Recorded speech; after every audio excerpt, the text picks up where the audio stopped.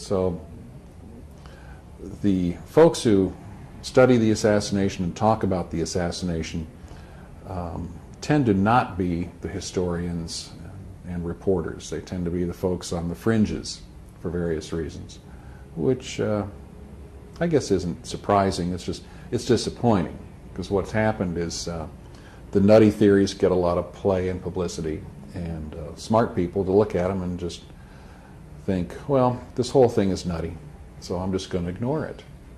And what that means is, if there was something more to it than just Oswald, the time is probably lost now to be able to do something significant about it.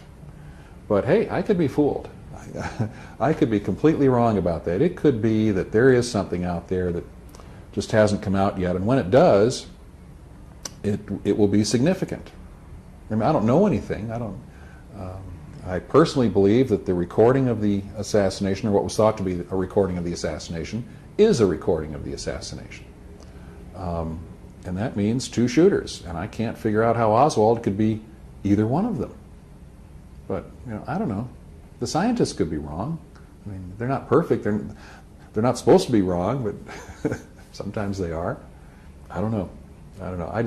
It's really quite ironic that the people who are spending the most energy to convince people that there is a conspiracy are the ones who most people don't pay any attention to.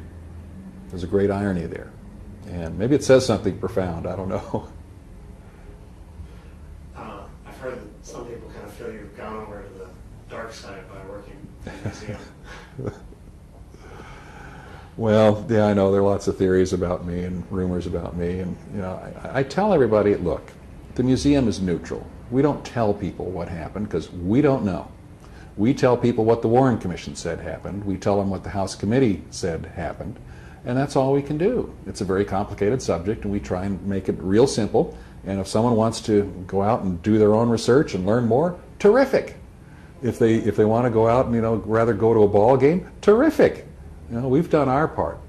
I'm personally a conspiracy person, have been since 1975, and I haven't seen anything to change that.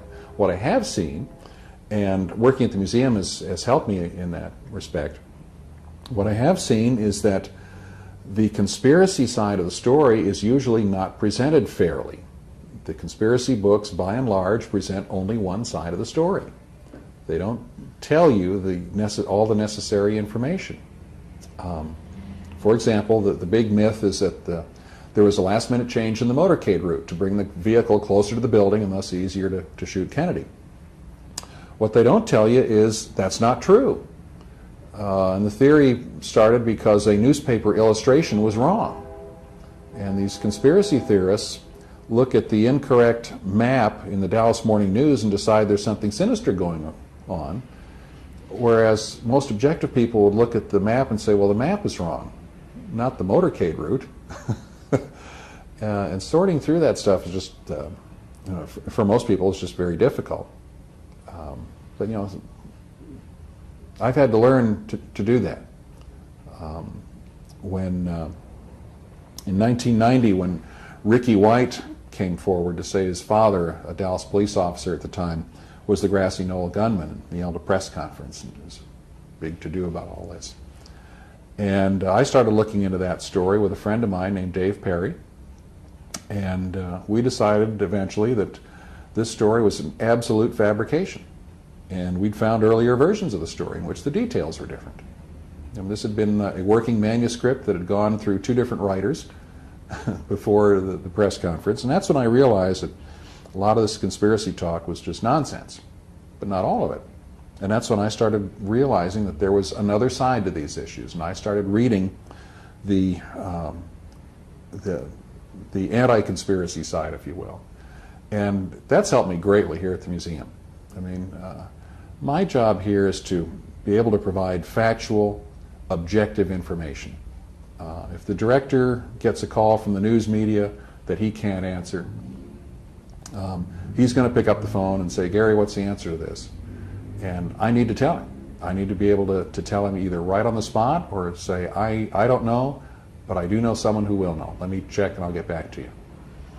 That's our obligation to the community, to give accurate, honest, objective information.